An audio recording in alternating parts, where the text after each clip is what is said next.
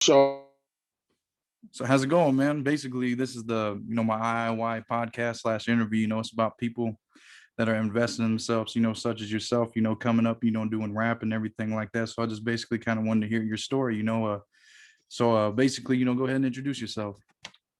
yo, I'm Big Y, man.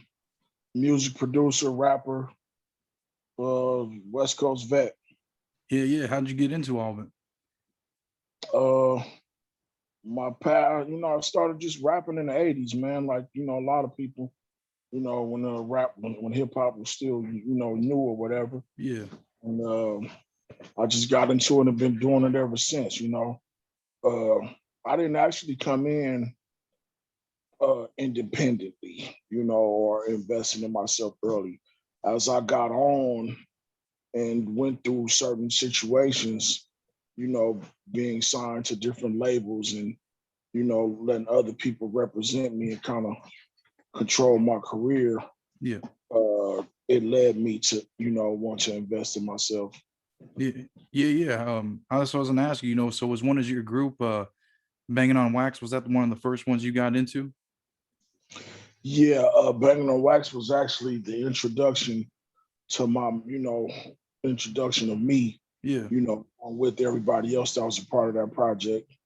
And it was we was actually signed to a couple of different labels, and through those situations, it led me to end up being in.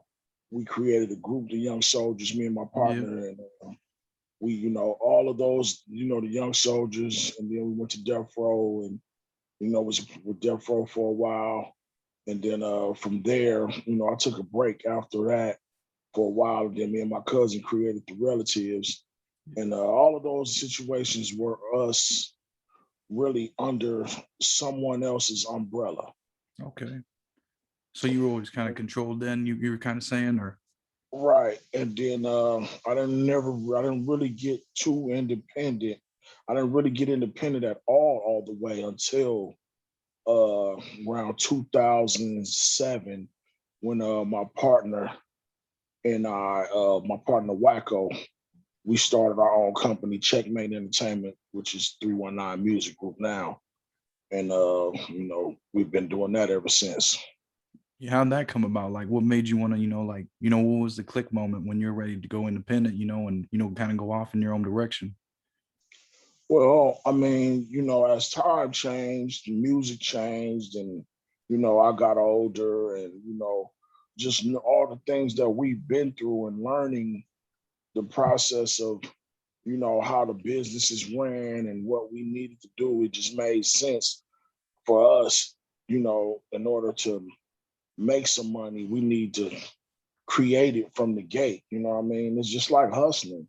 You know what I mean? Whoever, if you own the sack, you control the sack. You know what I mean? So, I was going through some different things. I was actually going through some hard times, personally, and I was end up, trying to do my things solo. And as I was going on, my partner Wacko, he finally like, okay, look, man, I'm gonna help you. We're gonna make this happen, So he and I and my other little bro, Potty Rob, we created, a situation for ourselves. You know what I mean? And we just developed it from there, you know what I mean? And we started working on my stuff, individually, but I started seeing that, times were changing, music was changing. And the things that I was doing at the time, it was relevant, but it wasn't where music was going. And rap is a man's sport, but it's a man's business, but a young man's sport. Yeah, yeah. You know what I'm saying? And I started seeing that, so I started wanting to put more focus into younger talent and stuff, people that was coming up. So that's what led to us, you know, Wacko was like, man, let's get our own stuff and get our own studio and this, that, and the third. You know what I mean? So, we did that. And, from there, that's when everything started to make. It was a struggle for the beginning. It's still a struggle, but we're in control and we write our own script. You know Yeah, what I'm saying? So We Yeah, control our movie how we want it to be. yeah. So I mean, from all the stuff that you learned in the past, like through being in, the Relatives, Young Soldiers and banging on wax, you can kind of, you knew how it felt to like be controlled. So now you got that freedom, but like, coming through and going through all that stuff, what kind of, what was the right thing that like what was the best thing you took from being in those situations, I could guess. I mean, it's just like driving, man. You know, you can read about it, but until you get behind the wheel, that's when you're gonna really know, learn to do what you need to do, you know, in traffic. You know what I'm saying? And the reason why I say that is because when you're an artist, you so focused on the art, you know what I'm saying, and the music and the success and performing, you know what I mean? You really, especially when you're young, is you don't have the patience to sit there and learn, Yeah. okay, this you're controlled by this under this article herein and thereafter for the term of 9 years, and you know what I mean, and okay, you're only going to give you songwriters credits but no publishing, you know what I mean, like you have to learn what's important, Yeah. you know what I mean, you have to learn the rules, Yeah. you know what I mean, and after over a period of time, it's like, when you don't have, you know what I mean? And I'm honestly say, like, sometimes it's not, sometimes people don't have a choice. You know what I mean? When you're not financially able to foot the bill for your studio time, foot the bill for your marketing, foot the bill for everything it takes to make that brand a success, then you have to go under those umbrellas and you know what I'm saying, and kind of bite the bullet just to get on. You know what I mean? Yeah. But Yeah. I advise you, once you've done that enough, you know what I'm saying, that you take control and do what you need to do, Yeah. and take this and turn your business into a partnership until it's a full ownership of yourself. You know what I'm saying? Sometimes partnerships work out for the long term. Sometimes they don't. Yeah. But at the same token, instead of, it's worth better to being a partner than an employee Yeah. and an owner versus an employee. You Yeah. know what I mean? So, especially in this music business, because, the music business is no different than opening any business. You know Hmm. what I mean? If you're a rapper or a singer or anything like that, okay, you know how to make the product. You know how to create the product. Okay, if you know how to make the product and create the product, then what's stopping you from learning how to market the product? What's stopping you from learning how to put out the product? What's stopping you from learning what's your market where the product is sold? Yeah. How to target to your market where the product is sold. You know what I mean? And so if you're going to be truly successful and win in that aspect, then you need to know all of that. You know what I'm saying? It's like you can't play basketball and only know how to shoot jump shots. You got to know how to defend, cross, work the baseline. You know what I mean? Watch the cutters that's going to. You got to know all of that. Yeah. Yeah. You know, Yeah. and it's like some artists are just lazy or just don't want to do with it. So if you're willing to take the hit and let somebody else get paid for what you don't want to do, then that's fine. Like me, I believe in certain things that I don't want to do. I'll pay for the job to get done. Regardless if I could do it or not. You know what I mean? I know if I could do it, okay. But if it's somebody that's professionally, you know what I mean? Like, Yeah. even though I know certain things, I'm still gonna hire a lawyer. Yep. Because you don't You know want what to I'm take that. saying? Yeah. Yeah. Yeah. I That's can handle the split sheets, but if you give me a 35-page contract, I'm calling a beat. yeah. You know Yeah. what I'm saying? So, it's just about knowing though, and that's the difference between being a boss and a worker. Yeah. That's for You know sure. what I'm saying? And then, you just gotta look at the ones that was truly independent and where they are now. Like, you know what I'm saying? I talk to my bro all the time, you know what I mean? And I still watch his moves, even at 4. I'm 47 years old and I'm still a student and learning. Look at E40. Yep. You know what I mean? That dude done turned a rap company into a wine vineyard. Yep. That's you know for what I'm damn saying? sure. So it's like, you learn what you into, but it comes from passion. That dude he loved to drink wine. Yeah, I yeah. remember, when every time I met him, he had a big ass jug of Carlos Rossi. But he understood, why would I keep paying these dudes all this money and I'm the one, you know what I mean? Yeah, I yeah. make my own wine. Exactly. You just got to You kind know of have what I that mean? mindset. You got to have it, if you want to. In a few years, he gonna be up there selling, if not more, or in every store like Carlos Rossi. Yep. You Yep. know what I mean? Because he controls that brand from point of origin all the way to sale, and that's what independent is. Yeah, yeah. I seen that because he 100% owns that too, right? Exactly. He's Yeah. not a brand ambassador; he's the owner. Yep. Yeah, exactly. You Yeah, know? exactly. He definitely invested in himself, you know what I'm saying? Right. By You know what I learning all mean? that shit. So, if you want to be, if you're truly independent and you want to own something, then you need to invest and build it yourself. Yeah. You know what I'm saying? And control it yourself. You know what I mean? That's Yeah. just like I sell t-shirts. I got my t-shirt company, Yeah. flywhooping.com. I buy the shirts, pay for the shirts to get printed, and sell the shirts. They're mine. And you know what I mean? This is what and I know what my market is. You know what I mean? I venture out into the gang community, the gang culture. So Yep. that's my market. Yeah. That's what I got. My own little t-shirt stuff too. I've been doing, that's what it Right, does. It gives the brand a voice. That's why I'm doing this podcast, for right, hearing your definition of what investing in yourself is, because right, I do rappers, promoters, business owners, just right, college people, anybody, that's investing in themselves, and has right, been, you know what I'm saying? That's right, so that's what I am, giving the brand a voice, so right. people can know what it means more than just seeing it on the t-shirt. Exactly.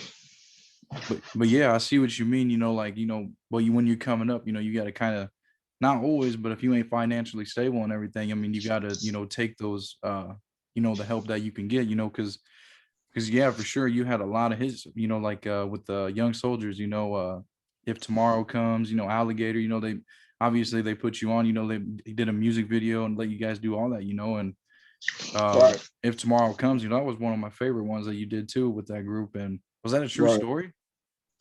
Like, Pretty much, yeah.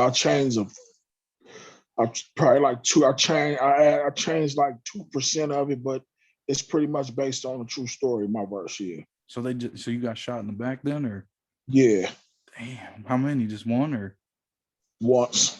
damn? I was like 12, 13 years old, something like that. Yeah, yeah, yeah. That, I mean, you can just feel it in that song, though. You can tell that there was like you can just feel it. You can just feel it's a true story. That's what I really like, and I've always messed with your music since I was like 15 years old too. I I was appreciate it. hell yeah, man, because I've been listening, banging on wax, young soldiers, relatives, and everything, and banging on Right. wax was the one that I listen to the most, and stuff. How did you even really get involved with that? How did that come about?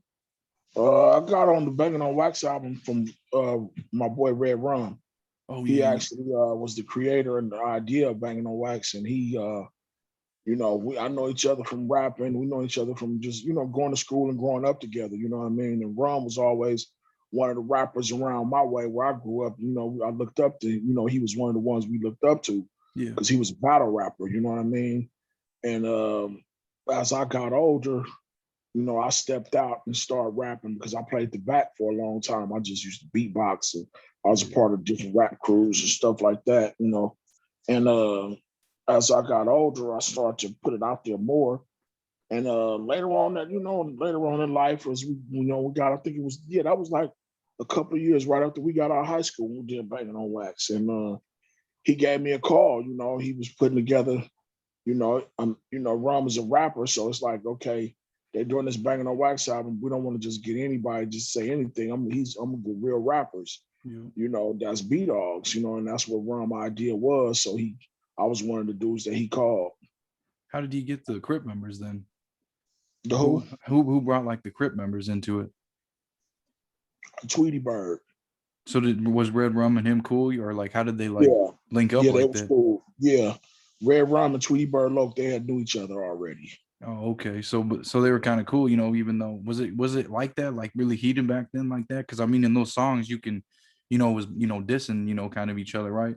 I mean, it was heated like that in the streets. You know what I mean? It wasn't hard. I mean, when we first got together and met up, you know what I mean? It was tension in the beginning, with the youngsters, you know what I mean? And, Yeah. with us, what I mean, with a couple dudes, but it's like we knew what we was coming there to do.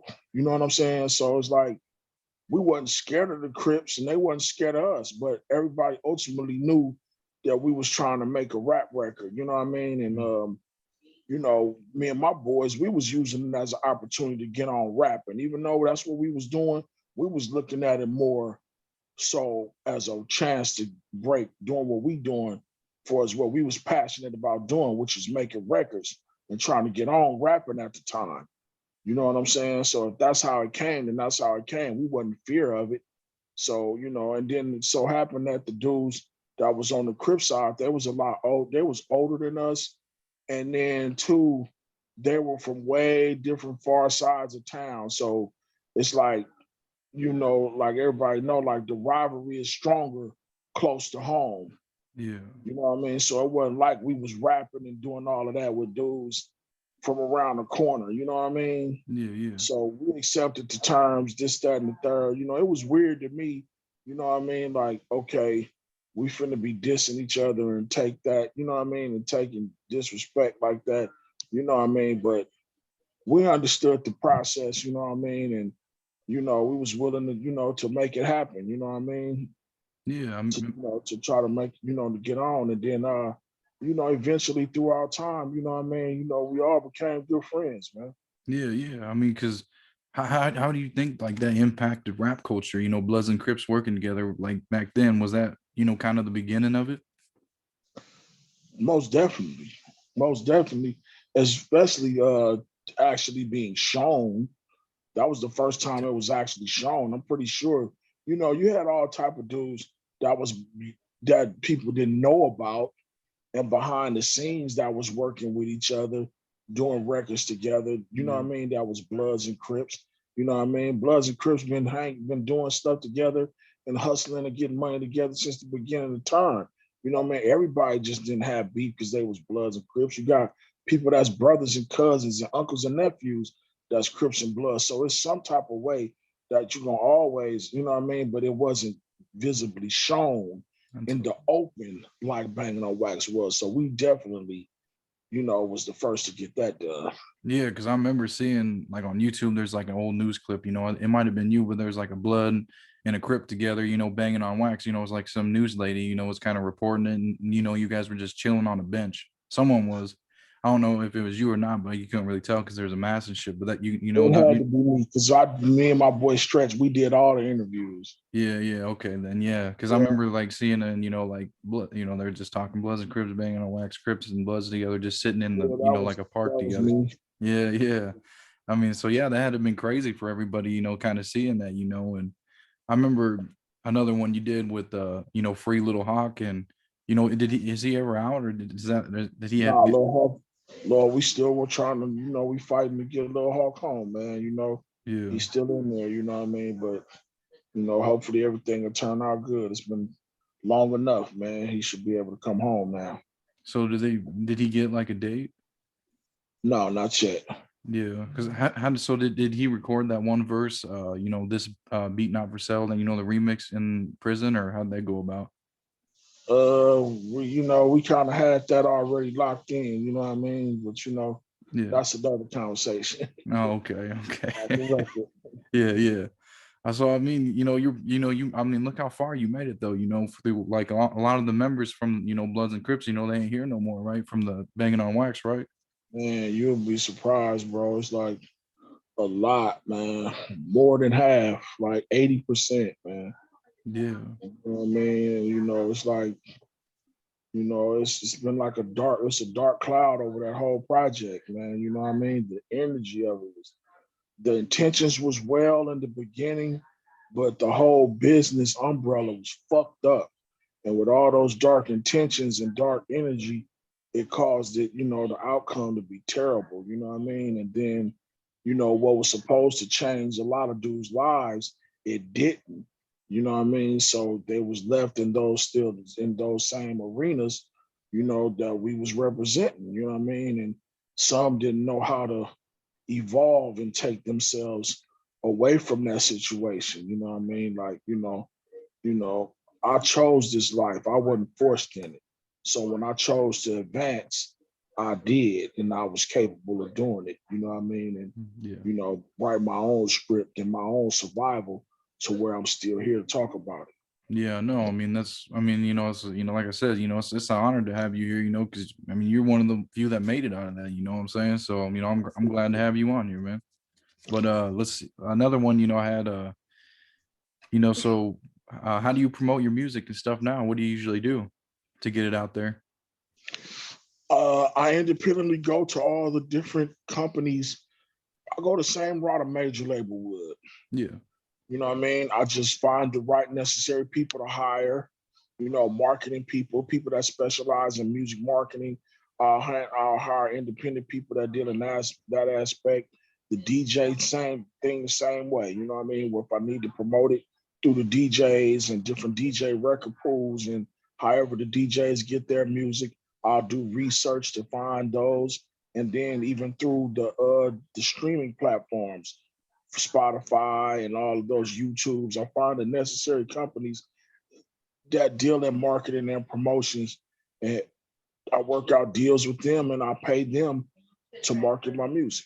Yeah, that's pretty good then, so you could really got your way to get it out there then still, Right. because especially with your own, your label and stuff, right? It's probably kind of harder, doing it, but you were doing your research, you invest in yourself, so you find your way, Yeah, right? I mean, it's hard, man, and music is changing every day. You know what I mean? I'm still Yeah. still like my partner Wacko. He'll get new information from dealing with other people. He'll come tell me, or if I hear something, I'll tell him. Like it's kind of changing all the time. You know what I mean? Yeah, yeah. So did you back in the day you were on death row for a little bit? I kind of did a little research. It said you were like on the Murder Was the Case for original album. Did it ever what happened with that? Yeah, we was on the Murder Was a Case soundtrack, East Side, West Side, the Young Soldiers. I did good. When the So Murder Was a Case, sold millions of records. hell yeah. What about what was it, gang related as well? The one with Tupac movie? Yeah, Was that another same, death same row? opportunity. It was through We had the death song row. on there, huh? It was through kind of like death row then both of those. Yeah, both of them. Well, that's when we was on Death Row. We never got a chance to actually put the Young Soldier album out that we recorded with Death Row, but we did get songs on both of those soundtracks. So with the album that didn't get released, do you is it just totally scrapped, or can you ever, is there any way to I mean, recover it it still exists. You know what I mean? I don't think it'll ever come out, but it still exists. through legal stuff? You can't really get it out there, or Oh hell no, we got. I mean, my partner, my boy Stretch. He's the one that's really still has the album and the reels. You know what I mean? When I left the Young Soldiers, I left everything. oh yeah. So does he little Stretch, right? Yeah. Is he still rapping? Because I know he had like a Nah, motorcycle shop or something like that, right? yeah, he does motorcycle stuff and real estate and a lot of other things. He's doing very well for himself. Yeah. You know what I mean? That's my brother. We still talk, you know what I mean? But he's not trying to do no more rapping. So that you don't really want to mess with putting the project out or nothing then neither.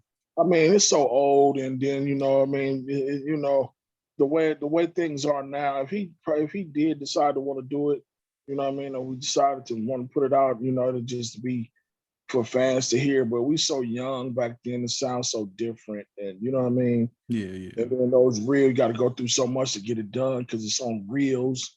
You know what I mean? What is the You have, reels? huh? What is a reel? I said it's on reels. Oh, okay, okay. Oh, wheels. My Big bad. I thought you ass said tapes, oh, okay. real, yeah. Holy shit. So yeah, it's Right. kind of a process, huh? Right. It's not like back in the day. It was a process when we recorded. Like we would come to our studio sessions. We had to bring the reels. It'd be 9, 10, 12 different reels. You only could get 3 or 4 songs on each reel. You know what I mean? And that shit was expensive. You got to cut it. Then when you mix it, you got to put it on a smaller reel. And then, oh man, A lot it happier was a with lot. today's, a lot happier with today's like recording equipment. Oh, I love it. I'm actually finna buy some new shit right now. Hell All I yeah. need is a laptop, a little microphone with an eyeball on it, an inbox, and 2 speakers. Yeah, that's all you need. You don't need all the reels That's and all all that we other need. shit. No, when we was young, shit, So recording was an experience. yeah. Did you produce some of that some of those albums then, banging on wax, relatives, and then the one that didn't come out that you're talking about too? Did you We actually, me and Stretch produced the 2 songs, the ones that's the East Side, West Side, and the one that's on Murder Was the Case. oh shit. There you And go. gang related. We Yeah. produced those records, and then we produced a couple of records on Banging on Wax Part 2. Oh yeah. So there's 2 banging on wax then, right? Yeah, actually, a few of them. Banging on Wax 1, Banging on Wax. Yeah, it's 2 of them, and then the rest. After that, they became the Damo Riders and the Nationwide Rip Riders. Yeah. Because that Pyro Love was on which one was that one? The Damo That's Rock? original Banging on Wax. Yeah. Because you did a remix too, like in like 2007 or something Yeah, like that. yeah, way later. Yep. So how did you like kind of explain, that song? Like what was the meaning of you like doing your remix of it, like after they Pyro Love. Yeah, It was actually really me. I changed the concept of Pyro Love to me showing Pyro Love okay. to my Pyro fallen my partners, my friends, Mossberg, and Bloody Mary, and Fobent. Is okay, so I know Red Rum is still out there. Is Little Leak? He Oh was in yeah, there. yeah. Leak still around. Yeah, Leak still around. Leak doing good. That's my nigga. Does he still make any music? From time to time, yep. Yeah, because I tried looking him up. Does his name still the same? Because I tried looking up some music, but I could never find none. I don't think he put out nothing too much. That's Red Rum brother. Oh, for real? That's his Yeah, little they brother? brother. That's his little brother. Yeah. Oh shit. Yeah, because I always try to look because they were pretty good, man, back in the day. But I know I Oh listened to Red Rum. yeah. We actually, me and my partner Wacko, we just we finished. Well, we've been working on it a couple of years now, but it's done and ready to go.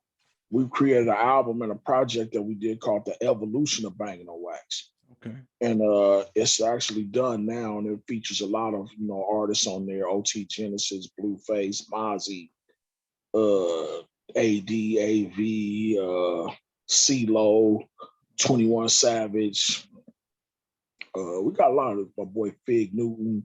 We got a lot of dudes on there. You know what I mean? The Lil Leak is actually on the album with Red Rum too, and it's basically showed how, like we were just talking about, how it evolved and everybody do music together. It's not about dissing and that and third. You know what I mean? It's real music, just real records. Like how when you hear, a DJ Quik and a Snoop Dogg do a record, or you know what I mean? Yeah. It's like that. You said that album is out though, or it's coming? No, it's not out yet. It's actually coming out. Yeah, we got another song too with True Car and Snoop Dogg in the game on it. Yeah. Oh shit. Yeah, that's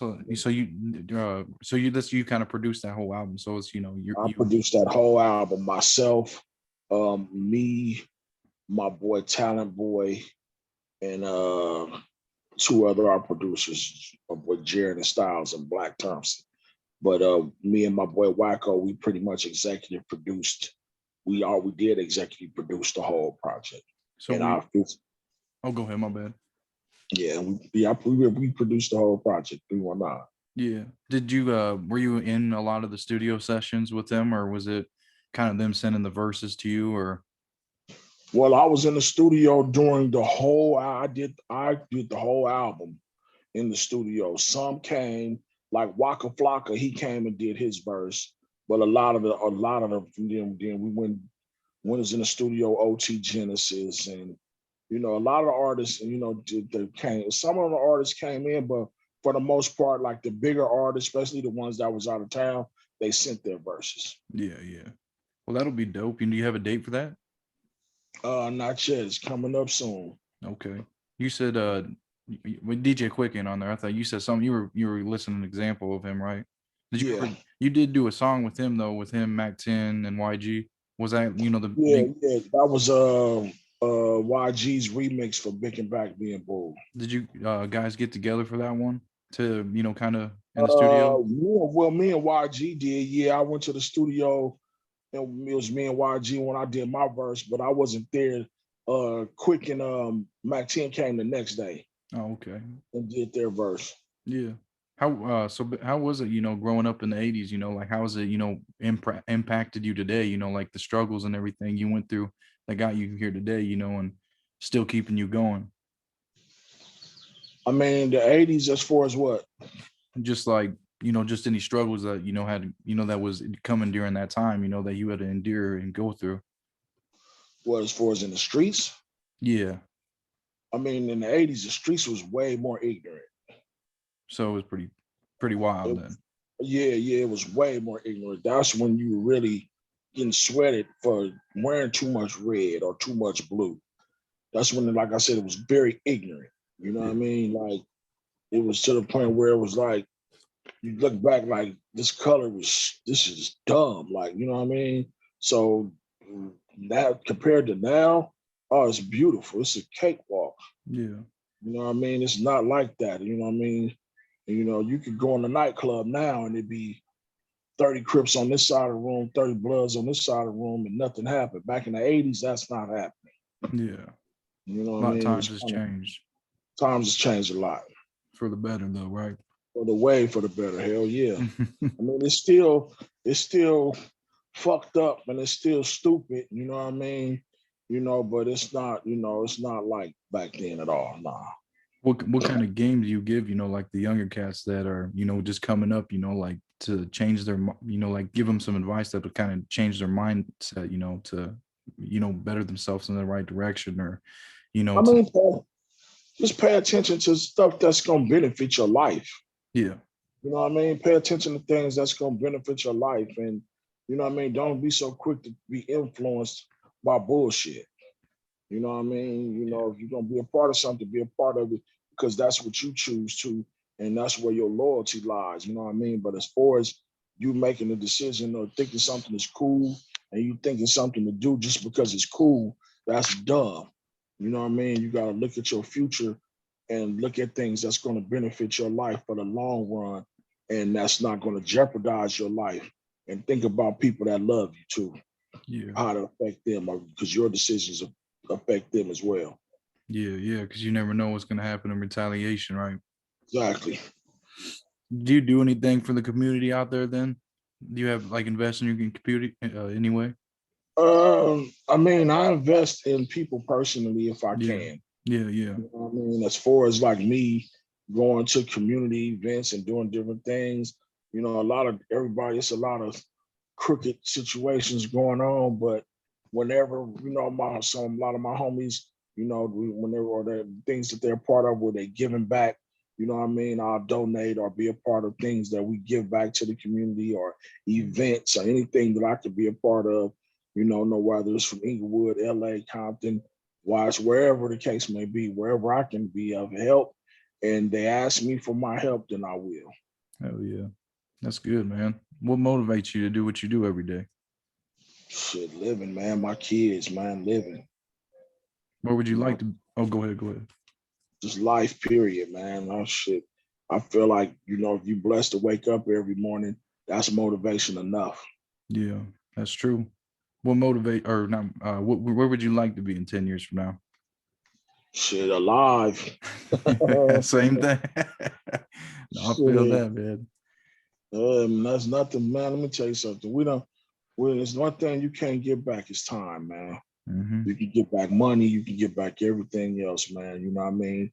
And knowing that we only get this one life, shit, my thing is trying to hold on and keep as much time as I possibly can to share with myself and my loved ones. Yeah, always got to make time for them, man. Yes, Without sir. them, we ain't nothing. Nothing. You know, you can have all the money in the world, but if you don't have love in life, that shit don't mean nothing. Yeah, you got that right, man.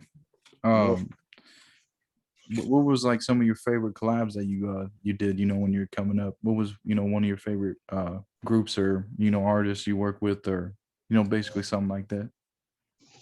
Uh, Probably King T and Dave Hollister.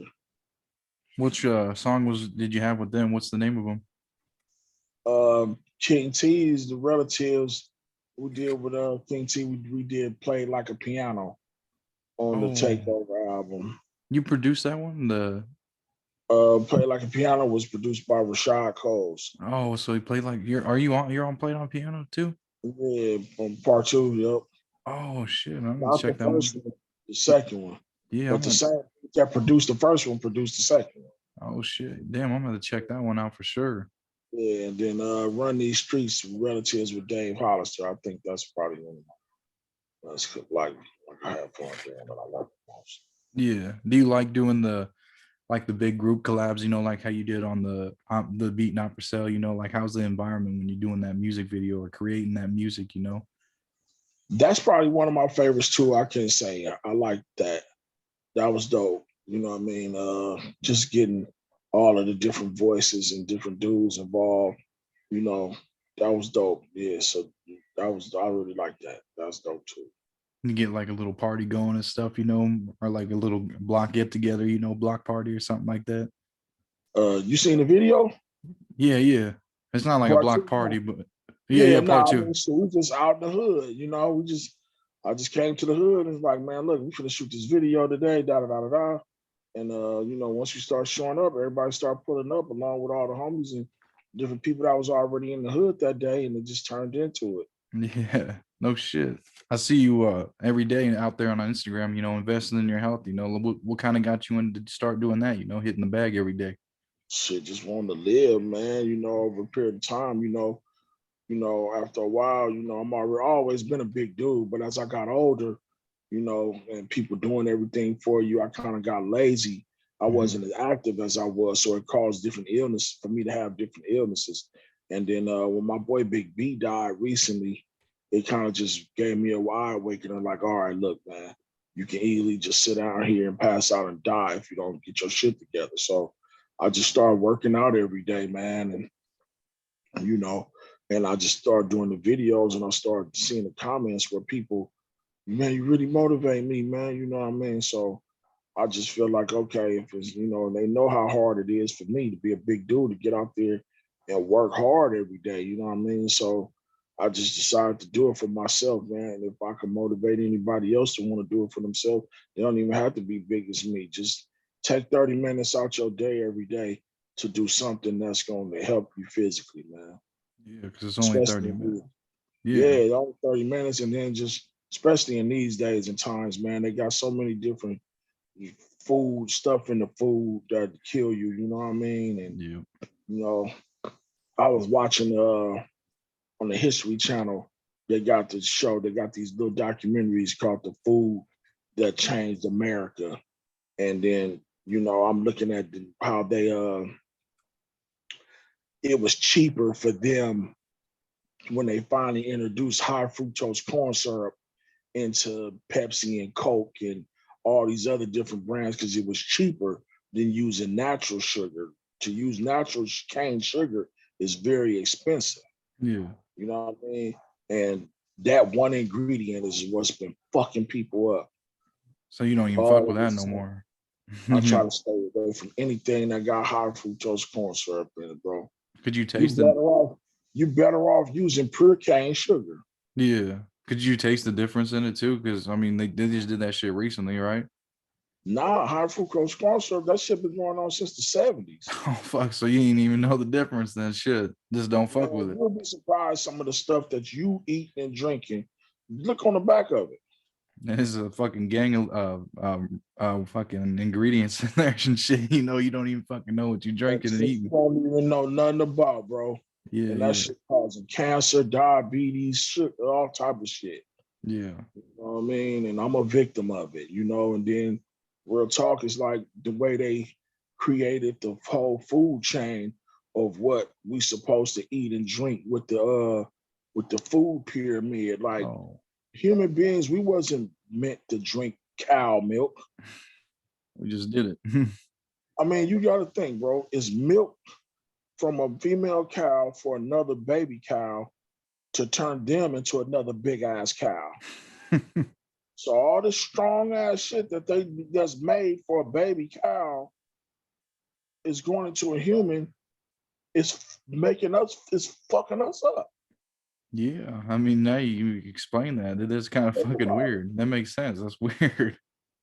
If a woman has the same two titties, like the cow has the titties, Yeah. the milk, and then you only supposed to drink that shit a certain amount of time because you don't see grown men running around here sucking on titties, looking for the milk. Nigga be mad at the motherfucker. He suck some girl titty and that shit come out. You be pissed. That shit nasty to the motherfucker. You know what I'm saying? Yeah. I So it's feel it. like, why the fuck? You know what I mean? Why we, just think about common sense, bro. Yeah. Even though certain things like stuff is good as fuck, like that. I love cheese and shit like that. But think about that shit what happens to it when it get old. Green as fuck. And think about meat, what happens to it when it get old? It turn to fucking worms and shit. Like, you know what I mean? This stuff is going in your body. The shit that we love, that I love. Yeah, same here. But it's just life. Things is fucked up. And then with all this medicine and, now they putting out this virus and all these vaccines, man, we under biological war and people don't even know it. Yeah, man. You know what I mean? So like, and then there's so much things changing. You don't know where the world is going. So that's why I chose boxing. Yeah, to keep you sane or something, Right. So when they try to come grab me, I'm going to two-piece the shit out of somebody. Yeah, no, I feel it, man. I know what you're talking about. How has COVID kind of impacted you, since, last year when it came? It's been a year now. Has it fucked with your shit at all? I don't go to the barber shop and I don't go nowhere. You know what I mean? I'm at home right now. You see where we doing this interview at. Yep. You know what I mean? I'm on my couch. My trainer comes to me. I go to the studio when I need to. Yep. You know what I mean? Like, I don't do a lot. Yeah, because I don't know. I don't know. You know what I mean? And it's like, I'm not eager to want to be out. I've done a lot of partying. I've done a lot of everything in my life right now to just be rolling the dice, knowing that our government is playing with our lives. Yep. So I'll stay home till the smoke clear and develop my body to be able to deal with whatever come my way when I decide to go out. You think you're gonna get that shot? Fuck no. Yeah, man, there's a lot of mixed feelings about that fucking thing. It's why would I do that, bro? They never even done animal testing. Nothing. They never done no testing. Right now, everybody that's running out getting it right now, you're the guinea pig. Yeah. You're the lab rat. They're waiting to see what's gonna happen. Because they're giving that shit out for free, ain't they? Man, listen, look what happened. Go back in the day for the Tuskegee experiment. What is that about? Look it up, bro. Okay, I will. It was syphilis or something like that. So whatever type of disease that was going on, they experimented on the vaccinations on Black folks. For real? Yeah, look up the Tuskegee just look up the Tuskegee experiment, bro. Okay, these vaccines are nothing to be played with, man. And then this new stuff got dead fetus stuff in it and all type of stuff, man. Yeah, that ain't fucking good at all.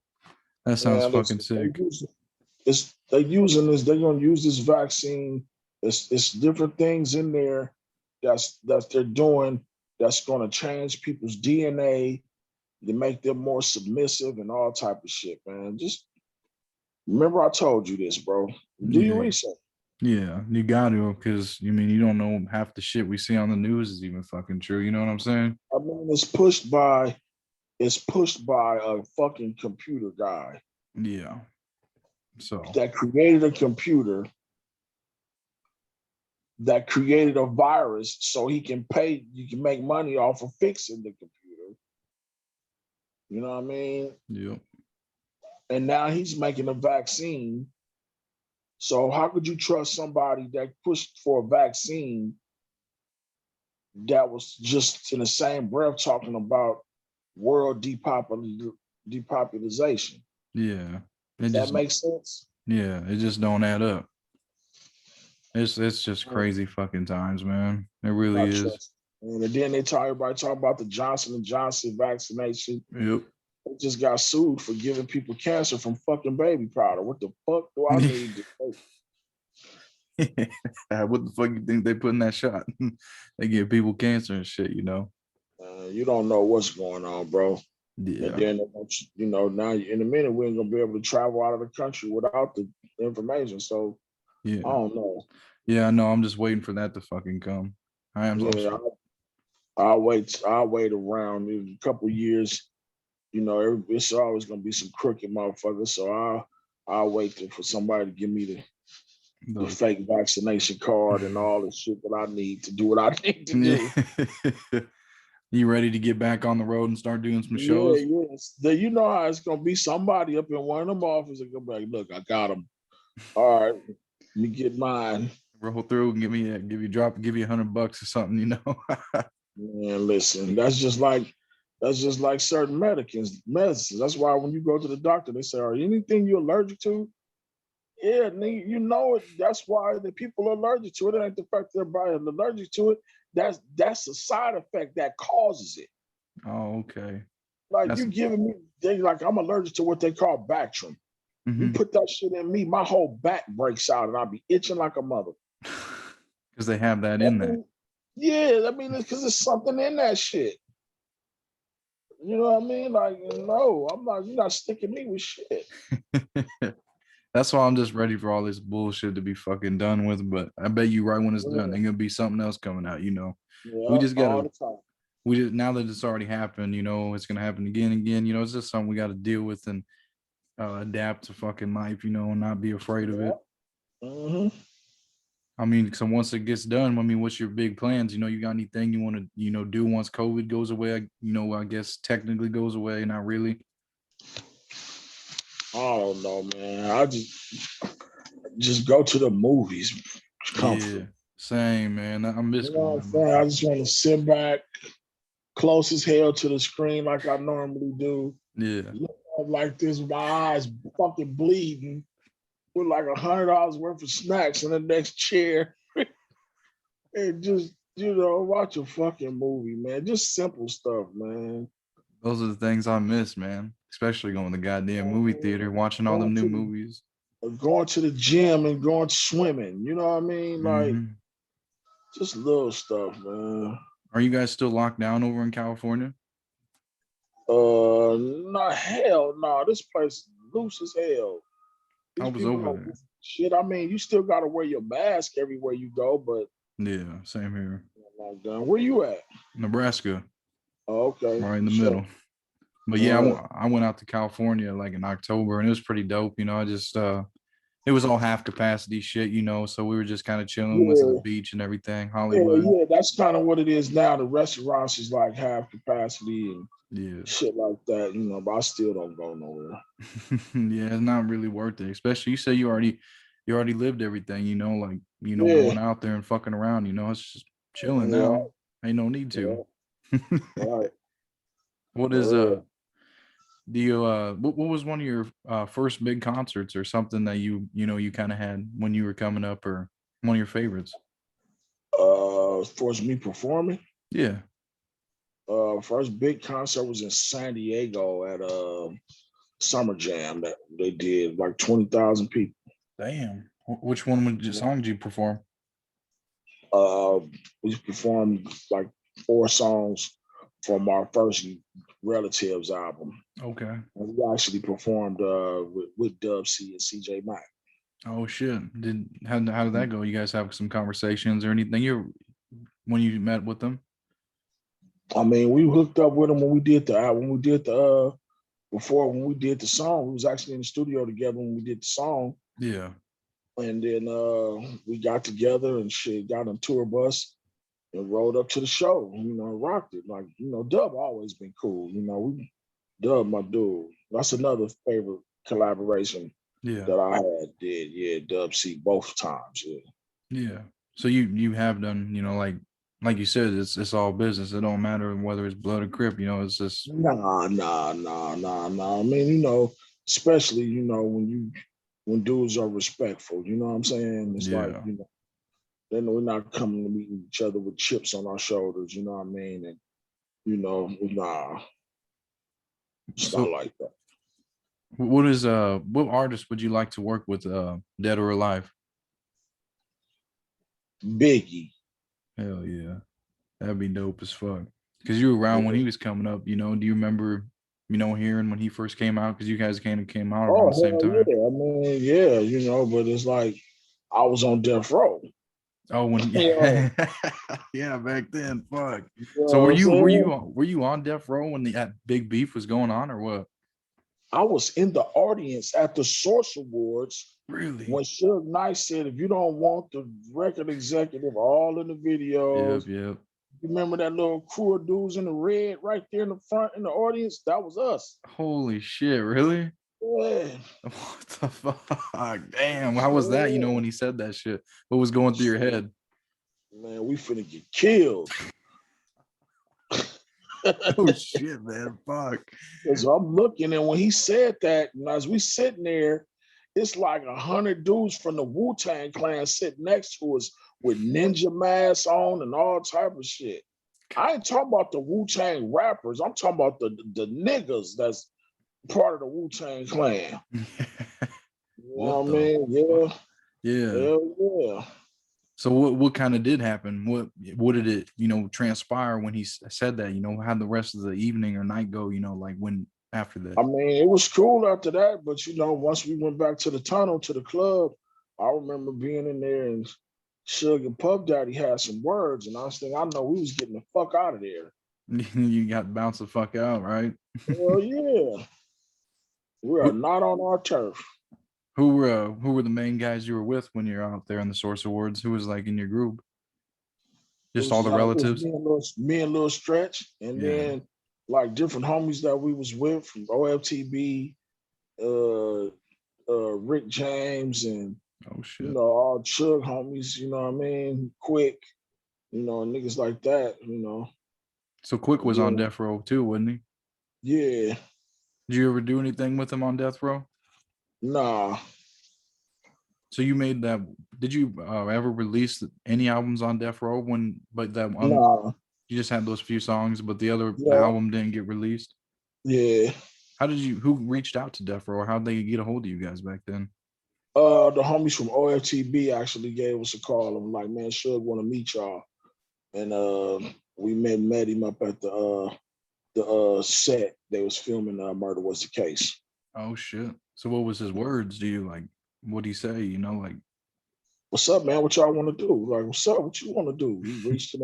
He went to the car and got out of the gang. oh, you kind of cutting out. Can you hear me? You kind of paused Money over there. gave it to him. Can't you hear me? There we go. That's back. It Yeah. just could you go ahead and explain that one more time? My bad. It froze up. Oh, yeah. Nah, he went to the car and gave us some money. Like, what Yeah. y'all want to do? Like, what you want to do? And it went from there. You know what I mean? He like, here, y'all hold this, and then go up to the company and meet with Hank Caldwell, and he gonna put the paperwork together. You know what I mean? We're gonna get y'all signed in and get y'all some bread and get it going. And that was it from there. It was on. Did you meet with oh go ahead, go ahead. I mean, that was once we did that, we went to the office and did our paperwork and got some more money, and you know what I mean? And that was it. We was on from there. Hell yeah. Did you see Pac, Snoop, Dre, any of them? Oh, all the Corrupt time. corrupt. You had some conversations with all them? Oh yeah. I mean, I kind of grew up with Corrupt. Oh, So for real?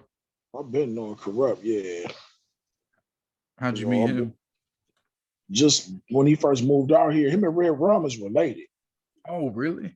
I think I Yeah, remember seeing that a long time ago. yeah. And then he used to battle rap when he first came out here. Yeah. And my homeboy Mental that taught me how to rap gave Corrupt his name.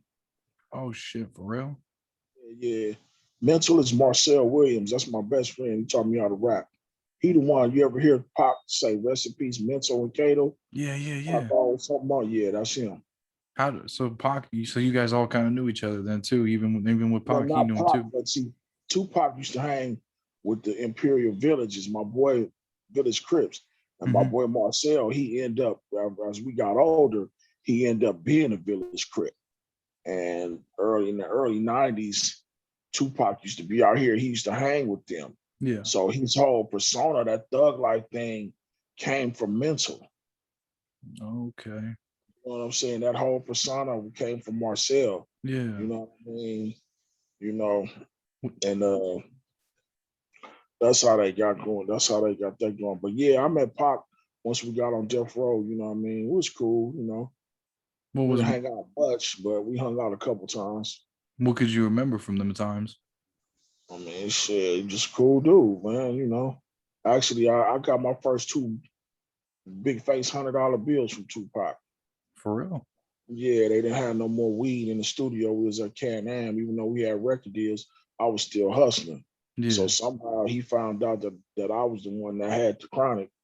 You know what I mean? So he called me outside in the hallway, and he was like, "Man, let me buy some weed," you know.